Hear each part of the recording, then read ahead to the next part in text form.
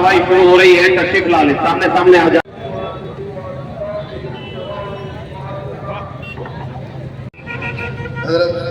मौलाना मुफ्ती साहब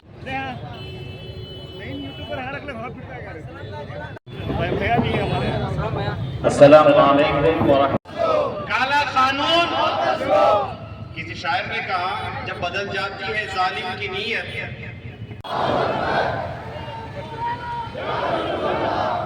पे पानी हराम होगा, हमें पे पानी हराम होगा, तो मैं दूसरा नाम आपकी खिदमत में पेश। हजरत घर सरगी को घेरा डालिए, सब मिलकर खड़िए। इसके बाद मैं डॉक्टर भोजपुरी साहब से अंग्रेजी में खिताब के लिए का मौसम है, इस वजह से मैं तमाम जिनके नाम रात में तय हुए थे मशवरे में 2 मिनट जवाब दे रहा हूँ। अस्सलाम वालेकुम व रहमतुल्लाह।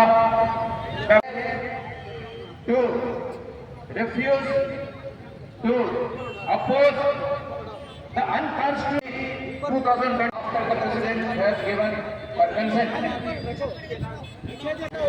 Last time in 2013 when the bill was amended, stalwarts from BJP like Advani, Murli Manohar Joshi, Sushma Swaraj, such members were there and the bill was amended.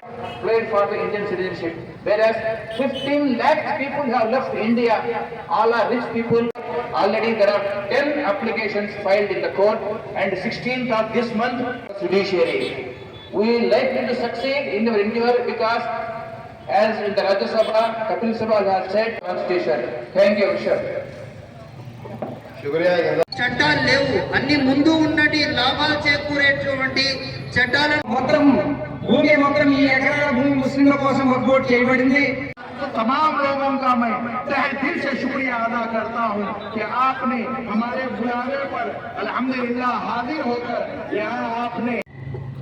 सियासत में जरूरी है रवादारी समझता है, सियासत में जरूरी है रवादारी समझता है। वो रोजा तो नहीं रखता पर इफ्तारी समझता है। खाली इफ्तारी कर लिए जैसा नहीं बाबू,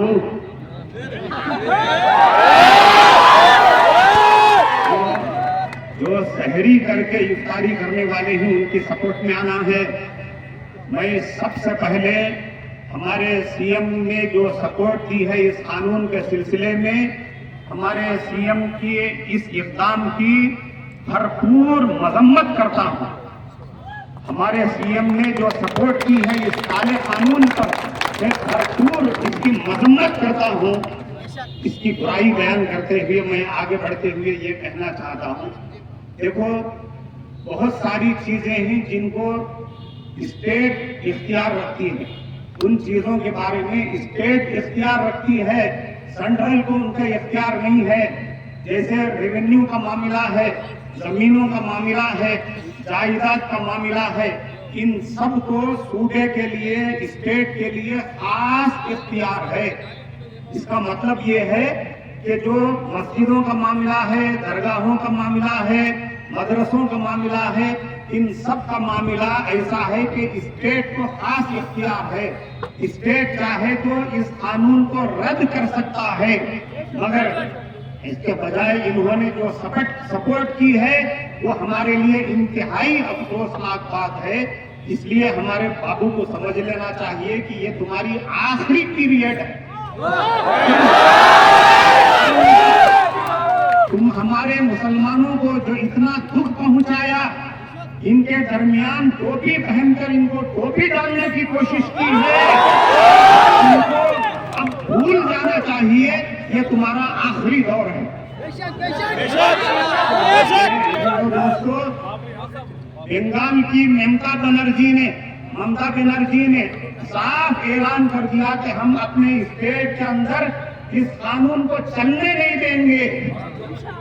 लिव एंड लेट लिव, जियो और जीने दो की पॉलिसी के तहत हम अपने मुसलमानों के लिए ये कानून चलने नहीं देंगे। ये दीदी ने कह दिया है, मगर अफसोस की बात है कि दीदी के अंदर जो जज्बा है वो दादा के अंदर नहीं है।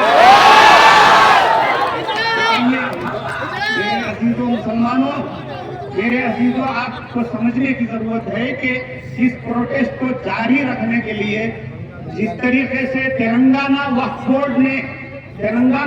बोर्ड ने तजवीज पास करके सेंट्रल को भेज दिया है कि हम तेलंगाना के अंदर यह कानून चलने नहीं देंगे, इसी के मुताबिक हमारे आंध्रा की वक्फ बोर्ड कमेटी को तजवीज पास करके सेंट्रल को भेज देना चाहिए कि हम आंध्रा के अंदर कम से कम ये कानून चलने नहीं देंगे।